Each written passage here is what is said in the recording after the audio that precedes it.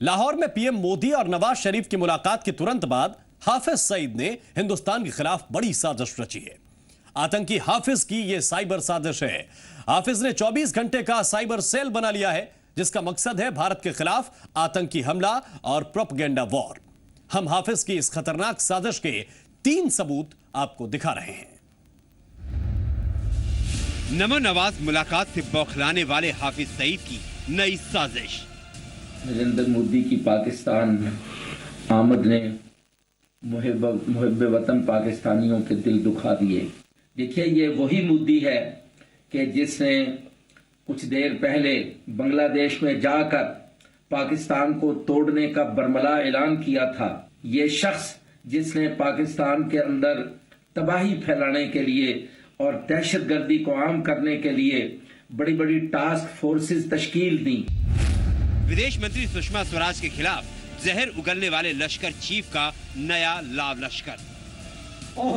इन्होंने तो कुछ नहीं कहा, सुषमा को जवाब मैं देता हूं। और सुन, तुम बंबई अटैक को 7 साल हो गए, साबित नहीं कर सके। क़यामत तक इंशाअल्लाह साबित नहीं कर सकते। हिंदुस्तान के दुश्मन नंबर 1 हाफिज सईद ने बनाया 24 घंटे वाला साइबर सेल।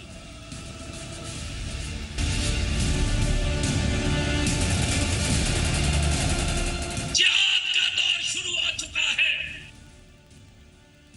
पाकिस्तान में बैठकर हिंदुस्तान को दहलाने की साजिश रचने वाले आतंकी हाफिज सईद की नई साजिश के ये 3 सबूत आपके सामने हैं। पहली तस्वीर में देखिए, हाफिज सईद कुर्सी पर बैठकर लोगों को संबोधित कर रहा है। हाफिज के पीछे एक बैनर है जिसमें लिखा है सोशल मीडिया कॉन्फ्रेंस। तस्वीर में हाफिज के अलावा 3 लोग दिख रहे हैं। इनमें से एक फोटोग्राफर है। इस कॉन्फ्रेंस में वही लोग शामिल थे जो हाफिज के 24 घंटे वाले साइबर सेल का हिस्सा हैं। 2 दिन की इस टेरर कॉन्फ्रेंस का मकसद था भारत के खिलाफ साइबर वॉर को नई धार देना। इस कॉन्फ्रेंस में हाफिज सईद का बेटा ताल्हा भी शामिल रहा। हाफिज की 2 दिवसीय टेरर कॉन्फ्रेंस 26 और 27 दिसंबर को हुई। इसका सबूत है ये दूसरी तस्वीर। इसमें लिखा है सोशल मीडिया कॉन्फ्रेंस। तारीख है 26 और 27 दिसंबर। जगह का नाम है मकरज़े कादसिया लाहौर। अब तीसरी तस्वीर में लिखे हैशटैग सोशल मीडिया कॉन्फ्रेंस से बाईं तरफ देखिए। यहां लिखा है साइबर टीम जमात उद दावा, यानी हाफिज सईद का आतंकी संगठन। हाफिज ने साइबर सेल का नाम रखा है JUD साइबर सेल। आज से करीब 2.5 महीने पहले भारतीय खुफिया एजेंसियों ने खुलासा किया था कि जमात उद दावा चीफ हाफिज सईद ने एक खास तरह का मोबाइल ऐप तैयार किया है। ब्यूरो रिपोर्ट, जी मीडिया। दरअसल प्रधानमंत्री नरेंद्र मोदी के लाहौर दौरे से हाफिज सईद इतना डर गया है कि उसे लगता है कि जल्द से जल्द भारत पाकिस्तान की दोस्ती पर ब्रेक लगाने के लिए आतंकी हमला करना जरूरी है। हाफिज ने आतंक का मोबाइल ऐप भी लॉन्च किया था, लेकिन उससे पहले देखिए हाफिज की नई बौखलाहट।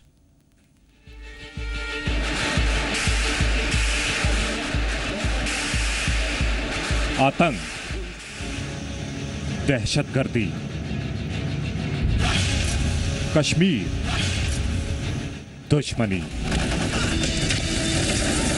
हिंदुस्तान और पाकिस्तान में ये शब्द दोनों देशों के रिश्ते के लिए बड़े ही आम हैं।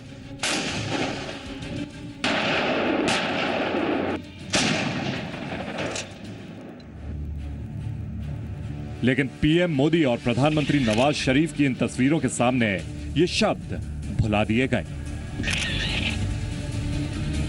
पाकिस्तान के हुक्मरान, पाकिस्तान की सेना, पाकिस्तान की जनता और पूरे पाकिस्तान ने मोदी के स्वागत में लाल कारपेट बिछा दी।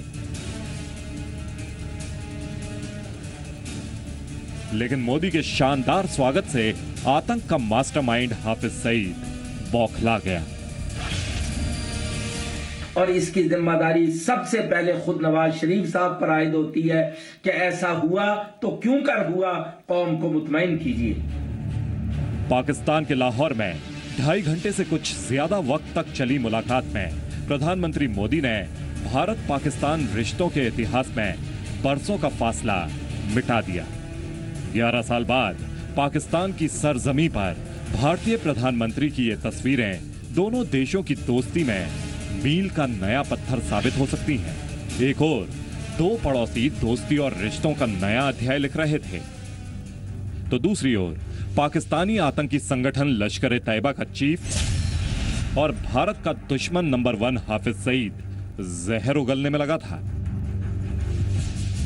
अचानक नरेंद्र मोदी की पाकिस्तान आमद ने मुहिब्बे वतन पाकिस्तानियों के दिल दुखा दिए। पाकिस्तान आने से पहले अफगानिस्तान में उसने पाकिस्तान को दहशतगर्दी का सबसे बड़ा जिम्मेदार करार दिया। अफगानिस्तान के मसाइल को पाकिस्तान की तरफ मंसूब करके अफगानियों को पाकिस्तान के खिलाफ खूब भड़काया और वहाँ खिताब फरमाने के बाद वो पाकिस्तान पहुँचा, लाहौर पहुँचा और नवाज शरीफ की ज़ाती दोस्ती की बुनियाद पर उनको मुबारकबाद देने के लिए यहाँ पहुँचा। ये सारी चीज़ें इंतहाई तकलीफ देह हैं, परेशान कुन हैं। 65 साल का इतिहास गवाह है, जब दोनों मुल्क एक दूसरे के करीब आए हैं, सबसे ज्यादा फायदा सरहद के दोनों तरफ रहने वाले आम आदमी को ही हुआ है। आज वो पूछ रहे हैं कि वो पाकिस्तान जो हमारा सबसे बड़ा वकील है, आज वो हमारे कातिल और हमारे दुश्मन और जिसने गासिबाना कब्जा कर रखा है, उसका इस तरीके से पुरतपाक इस्तिकबाल क्यों हुआ। और वो कश्मीरी पूछ रहे हैं, क्या जाती दोस्ती पर कश्मीर कुर्बान कर दिया जाएगा? क्या पाकिस्तान के मफाद को इस तरीके से कुर्बान कर दिया जाएगा? ये इस वक्त सवाल है कश्मीरियों का, ये सवाल है मुहिब्बे वतन पाकिस्तानियों का। जहर उगलने का सिलसिला यही नहीं रुका। खुद आतंक की फैक्ट्री चलाने वाले हाफिज सईद ने भारत पर आतंक फैलाने का आरोप मढ़ दिया। देखिए, ये वही मोदी है कि जिसने कुछ देर पहले बांग्लादेश में जाकर पाकिस्तान को तोड़ने का बरमला ऐलान किया था और एतराफ़ किया था कि मैं भी उन लोगों में शामिल हूं कि जिन्होंने पाकिस्तान को तोड़ा था और मैं भी रज़ाकार था। फिर इसी तरीके से उसने मेडल वसूल किया पाकिस्तान को तोड़ने का। सिर्फ एक मुलाकात के बाद हाफिज की बौखलाहट से ये साबित हो गया है कि आतंक के नाम पर चल रही उसकी दुकान पर अब खतरा मंडरा रहा है। सवाल ये है कि हाफिज इतना क्यों डरा है? हाफिज और कुछ ऐसे लोग जो भारत और पाकिस्तान की आवाम की भलाई नहीं चाहते और जो डरे हुए हैं कि कहीं बॉम्बे कांड का गुनाह उन पर साबित जल्दी ना हो जाए। ये सवाल भी उठ रहा है कि मोदी के इस दौरे के बाद पाकिस्तान हाफिज को काबू करने की कोशिश शुरू करेगा या नहीं। ब्यूरो रिपोर्ट, जी मीडिया।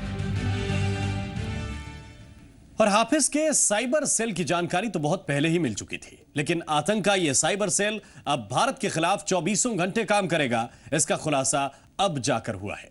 करीब 2.5 महीने पहले हाफिज सईद ने आतंक का मोबाइल एप्लीकेशन भी लॉन्च किया था। इस ऐप से हाफिज और उसके आतंकी साथी दुनिया को धोखे में रखकर आतंकी वारदातों को अंजाम दे रहे हैं। कहा जा रहा है कि उस ऐप का सर्वर भी पाकिस्तान में ही है।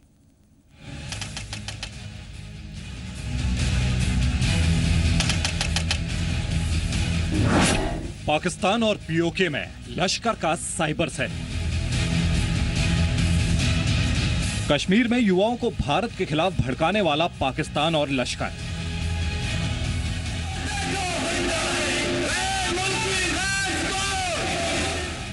पीओके में बेकसूरों पर जुल्म ढाने वाला पाकिस्तान और पाकिस्तानी आतंकी संगठन। किसी भी आईन और कानून के मुंह से पाकिस्तान का हिस्सा न था और न है। फेविकॉल की तरह मजबूत पाकिस्तान और आतंकी संगठनों का जोड़ भारत पर हाईटेक हमले की एक और बिसात बिछा रहा है। भारतीय खुफिया एजेंसियों के मुताबिक आतंकी संगठन लश्कर ए तैयबा ने पाकिस्तान में साइबर सेल बनाया है। लश्कर की साइबर टीम में 15 से 20 ऐसे आतंकी शामिल हैं जो तकनीकी मामलों में विशेषज्ञ हैं। साइबर सेल का मकसद भारत में ज्यादा से ज्यादा आतंकी हमले करना है। खुफिया जानकारी के मुताबिक साइबर साजिश को पाकिस्तान और पाकिस्तान के कब्जे वाले कश्मीर से ऑपरेट किया जा रहा है। लश्कर की साइबर टीम में और ज्यादा आईटी विशेषज्ञों की बहाली हो रही है। बताया जा रहा है कि उधमपुर आतंकी हमले के दौरान आतंकी नावीद और उसकी टीम के लिए प्लान तैयार करने में साइबर सेल की अहम भूमिका थी। मनीष शुक्ला, जी मीडिया, दिल्ली। कांग्रेस के 131वें स्थापना दिवस के मौके पर मुंबई कांग्रेस के मुखपत्र कांग्रेस दर्शन में एक लेख छापा गया है। इस लेख में देश के पहले प्रधानमंत्री जवाहरलाल नेहरू के फैसलों पर सवाल खड़े किए गए हैं और सोनिया गांधी पर भी निशाना साधा गया है। मुंबई से छपने वाले इस मुखपत्र में लिखा गया है कि अगर नेहरू ने पूर्व गृह मंत्री वल्लभ भाई पटेल की बात मानी होती तो आज कश्मीर, चीन और तिब्बत जैसी समस्याएं देश के सामने नहीं होती। वहीं इस पत्रिका में कांग्रेस अध्यक्ष सोनिया गांधी के बारे में भी टिप्पणी की गई है। पत्रिका में कहा गया है कि सोनिया के पिता एक फांसीवादी सैनिक थे।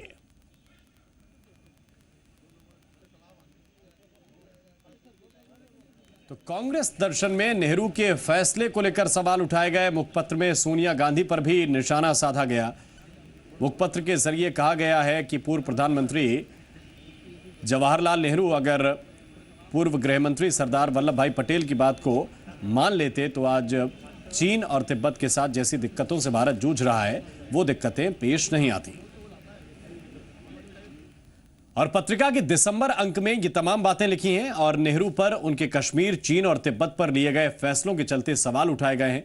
आर्टिकल में कहा गया है कि नेहरू को पहले गृह मंत्री सरदार वल्लभ भाई पटेल की बातें सुननी चाहिए थी। अगर ऐसा होता तो अंतर्राष्ट्रीय मामलों में आज इतनी परेशानी नहीं होती।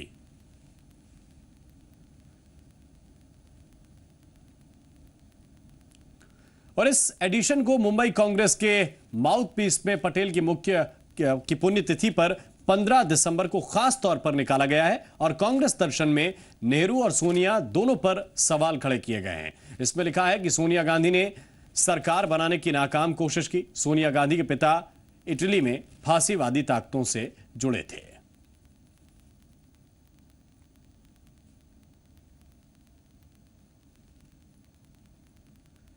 और कांग्रेस दर्शन में छपे लेख पर पत्रिका के संपादक संजय निरुपम ने सफाई दी है। निरुपम ने कहा कि पत्रिका के लेख में जिसने भी गलती की है उसके खिलाफ कार्रवाई की जाएगी।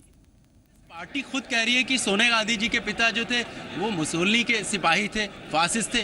और जिस तरह से आपकी पार्टी सरदार पटेल को लेके जो लोग इस मैगजीन का संपादकीय विभाग देखते हैं उनकी गलती हुई है और इस गलती को दुरुस्त हमें करना है और उस गलती को दुरुस्त करने की दिशा में पहले जो भी लोग इसके लिए जवाबदार हैं उसके खिलाफ कार्रवाई की जाएगी और भविष्य में ऐसी गलती न हो इसका इंतजाम किया जाएगा। लेकिन सर और केंद्रीय मंत्री मुख्तार अब्बास नकवी ने कहा है कि पत्रिका में जो भी लिखा है वो सच है और कांग्रेस इसे छिपा नहीं सकती।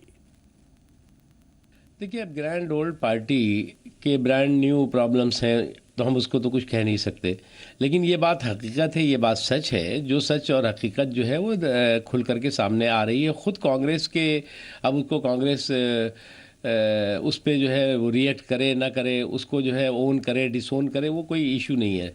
जो सच्चाई है वो सच्चाई है। हम मैसेज को देखना चाहिए, मैसेंजर को मत देखिए।